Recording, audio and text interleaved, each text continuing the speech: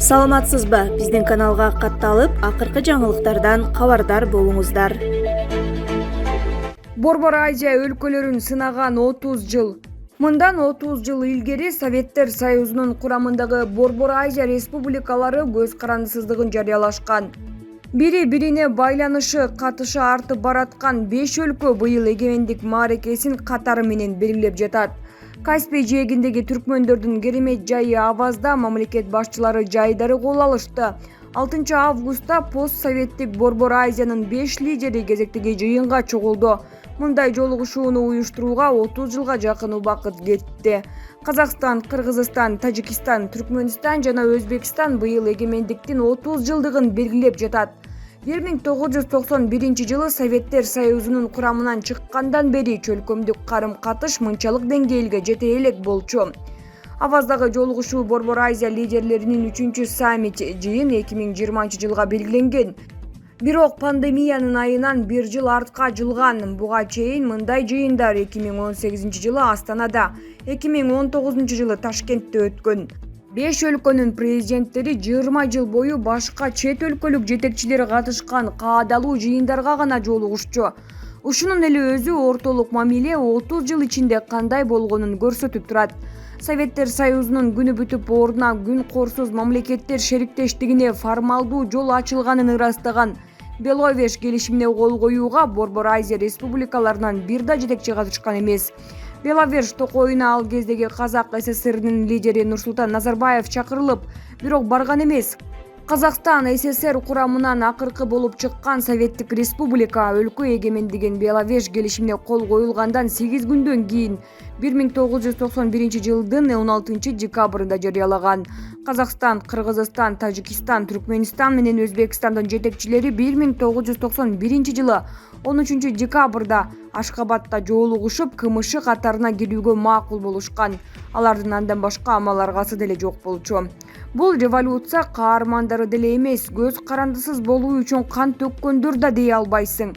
Бир тобу 1991 жылдын августунда Советтер Союзунун кыйрашына алып келген Кремлдеги төңкөрүш аракетине байкоо гана салып турушкан. 5 республиканын башчыларын Кремль өзү жактырып, макулдук берип бийликке олтургузган. Ошол эле Кремлдин макулдугу менен Тажикстанды башкаруу тизгинин алган Каххор Махкамовду каршылаштары Москвадагы кутумду колдогону үчүн иш ордунан кууп чыгышкан.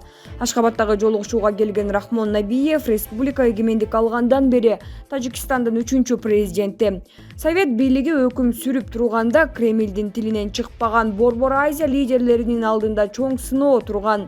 Алар өз алдынча бийлик жүргүзүп, өлкөсүн алдыга сүрөп кетиши керек эле. 1991 жылдын аягында Ашкабадта кабыл алынган кызматташуу тууралуу милдеттемелер тез эле унутулду. Республикалар тапкан кирешесин бир колго топтоп, өлкөсүн азык-түлүк, электр энергиясы менен камсыз кылышы керек эле. Советтик бирдиктүү энергосистеманын алкагында Өзбекстан жаратылыш газын Кыргызстан, Тажикстан жана Казакстандын түштүгүнө берип турушу керек эле. Бирок Ташкент кошуналарынан газ үчүн акы сурай баштады. Бирок кошуналарда акча жок эле. Эгемендиктин алгачкы жылдарында 5 өлкө орусиялык рубльды негизги валюта катары колдонуп келген. Бирок гиперинфляция орус акчасынын кунунан качып, баалар кыска убакытта асман чапчыды. Мындай абалда колдогу рубльды ыкчам коротууга туура келди. Болбосо куну качкан акча жөнөкөй кагазга айланмак. Бюджеттик милдеттерди аткаруу дээрлик мүмкүн болбой калган. 1993 жылдын майында Кыргызстан 5 өлкөнүн ичинен биринчи болуп өзүнүн улуттук акчасын жүгүртүүгө чыгарды. Калган Борбор Азиялык кошуналар мындай кадамды жактырбай, ошол эле маалда орус рублинин демпинг зонасына айланып калабызбы деп чоочулап турган. Өзбекстан буга жооп иретинде Кыргызстанга жаратылыш газын берүүнү токтотту. Ташкент ушундай эле арга амалды Тажикстанга каршы колдонду. Мунун себеби катары газдын акысы төлөнбөй жатканы айтылды. Кыргызстан менен Тажикстандагы саясий кадамдарга ичи чыкпаган Өзбекстан газды бууп салууну адат кылып алды. Борбор Азия өлкөлөрүнүн дээрлик баары 90-жылдары негизги керектөөчү товарлардын, электр энергиясынын, жылуулуктун жетишсиздиги сындуу экономикалык кризистерди баштан кечирди.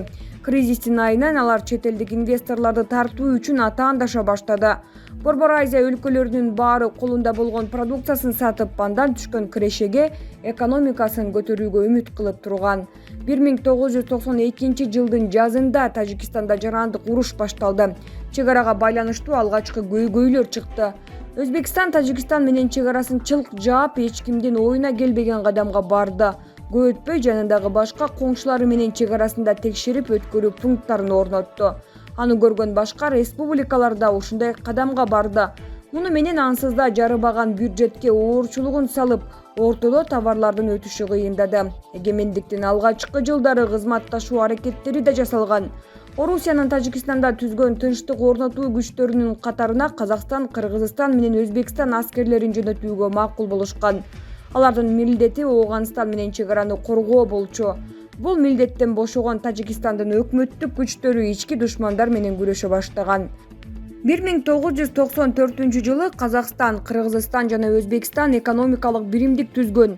Үч өлкөнүн президенттери Нурсултан Назарбаев, Аскар Акаев менен Ислам Каримов алдыдагы пландарды аныктоо жана түбөлүк достук келишимдерине кол коюш үчүн эгемендиктин алгачкы жылдары тез жолугуп турган. Түркмөнстандын президенти Сапармурат Ниязов болсо башка жолду тандап алды. Эгемендикти жарыя кылгандан аз өтпөй Түркмөнстан Борбор Азиядагы башка кошуна өлкөлөрдөн алыстай баштаган. Ниязовдун бир да чөлкөмдүк уюмдарга катышкысы келбеди. 1995 жылы Бириккен Улуттар уюму Түркмөнстанды бейтарап өлкө катары тааныгандан кийин Ниязов Борбор Азия өлкөлөрү менен кызматташуусун токтотту. Ал арада Тажикстандагы жарандык уруштун жел аргысы коңшу өлкөлөргө да жете баштады. 1992 жылдын ноябрында Тажикстанда бийликке Эмомали Рахмон келди. Аны кризиске батып турган өлкөнүн башкаруучусу деп эсептешет. 1997 жылы жарандык согуш аяктагандан кийин да мамиле өзгөрбөдү. Борбор Азия биримдигин бекемдөөгө багытталган көп иш-аракеттерге Тажикстан менен эсептешкен эмес. 1998 жылдын мартында гана Тажикстан Борбор Азиянын бажы биримдигине кабыл алынды. Бул топко ушул чөлкөмдөн гана мамлекеттери кирет.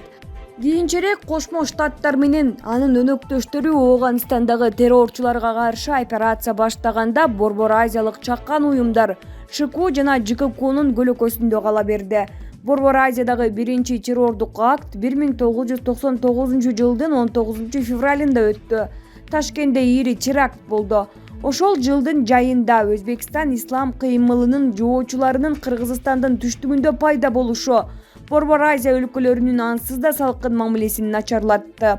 Ташкент дүйшөмбүнү өз аймагын жоочулардын машыгуу аянтына айлантып салганы үчүн айыпталды. Тажик өкмөтү мындай дооматты четке какты. Өзбекстан Бишкекти да капыл-тапыл кирип келген жоочуларды ыкчам жок кылууга аракет жасабаганы үчүн сынга алды. 2000 жылы Кыргызстан Тажикстан менен чек арасына мина койду. Бул Өзбекстан ислам кыймылынын жоочуларынын чек арада жашыруун өтүшүнө тоскоолдук экенин түшүндүрдү. Бирок ал миналардын айынан Кыргызстан менен Тажикстандын эчейин жай тургундары мерт болду. Өзбекстан ислам кыймылы Борбор Азияга тикелей коркунуч келтирбей калгандан кийин деле минага жарылып набыт болгондордун саны азайган жок.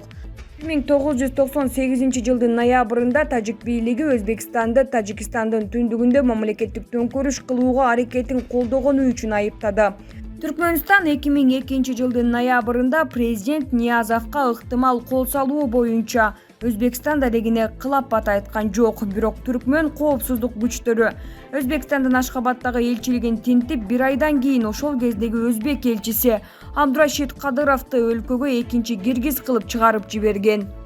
2005 жылдын мартындагы Кыргызстандагы Жоогазын инкылабынын натыйжасында президент Акаевдин бийлиги кулады. Айрымдар муну демократиянын жеңиши катары кабыл алышты. Бирок Борбор Азиянын башка өлкөлөрү андай инкылапты жактырбады. Алар элдик козголуш коңшу өлкөлөргө жайылып кетсе, бийликке бекем жабышкан Назарбаев, Ниязов, Каримовдордун күнү бүтөт, эгемендикке жетишкенден бери кызматын таштабай отургандарга кыйын болот деп чоочулашты.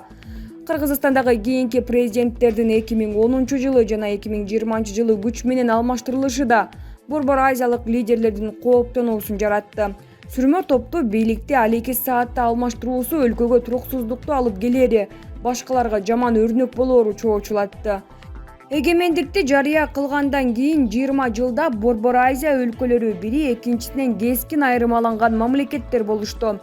илгери 1991-жылкы Ашхабад жыйынында жалпы тарыхыбыз кызматташууга өбөлгө түзүп, баарыбыз гүлдөгөн өлкөгө айланабыз деген илгерки үмүткө жетеленген лидерлер бүгүн башка. Аларды жакындаштыруучу нерселер деле аз калды. Мамлекет башчылары сейрек жолугуп, кош тараптуу карым-катыштар азайып калышына азыр эч ким таң калбайт. Борбор Азия чек араларын кесип өтүү ого эле оор жумуш, анын үстүнө чек аралар көбүнесе жабык.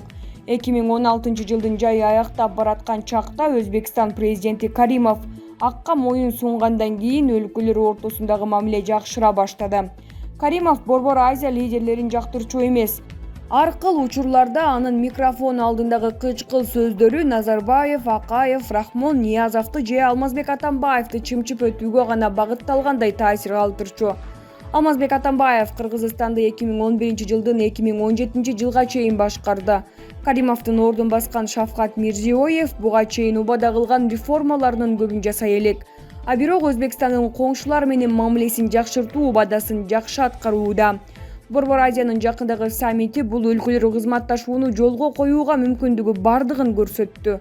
Албетте, проблемалар деле толтура. Алардын ичинен эң олуттуусу кыйладан бери токтобой келаткан Кыргызстан менен Тажикстандын чек ара жаңжалдары.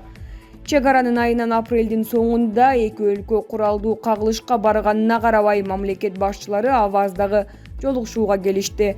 Мирзиёев менен Казакстандын президенти Касым-Жомарт Токаев Кыргызстандын жаңы президенти Садыр Жапаров менен жолугушуп, сүйлөшүүлөрдү жүргүзүштү. Тажикстан президенти Рахмон Кыргызстан менен чек арадагы чыңалууну азайтуу керектигин көрдү. Түркмөнстан дагы эле обочолонуп турат. Калган төртөө апаат учурунда да кызматташуу аракетин көрүп, бири-бирине колунан келген жардамдарын берип турушту. Чек аралар дагы деле толук ачыла элек. Мындан 20 жыл илгеркидей чылк жабылбай, бир тобу ачык. Өзбекстан Кыргызстан менен Тажикстандын чектеш жерлерге коюлган миналарын тазалаган. Соңку жыйында Борбор Азия экономикасындагы тыгыз байланыштыруу үчүн кандай иштерди жасоо, кайсы жерден ортолук чекти табуу тууралуу кеп болду. Кыргызстан эгемендиктин 30 жылдыгын биринчилерден болуп белгиледи. Салтанат 31-августта өттү. Андан кийин Өзбекстан майрамын баштады 1-сентябрда. Тажикстан 9-сентябрь, Түркмөнстан 27-сентябрь, Казакстан 16-декабрда майрамын жыл аягына чейин белгилейт. Тагдырдын тамашасын караңыз. Быйыл Борбор Азиянын 5 республикасынын эгемендик майрамы мурдагысына салыштырмалуу бири экинчисине кыйла көз каранды болуп турган чагына туш келүүдө. Ортолук кызматташуу, өз ара түшүнүүчүлүк, аба менен суудай керектиги ушу тапта ачык билинүүдө. Мурда андай түшүнүк капарга да кирбептир. Булак, Азаттык, Чекит.орг.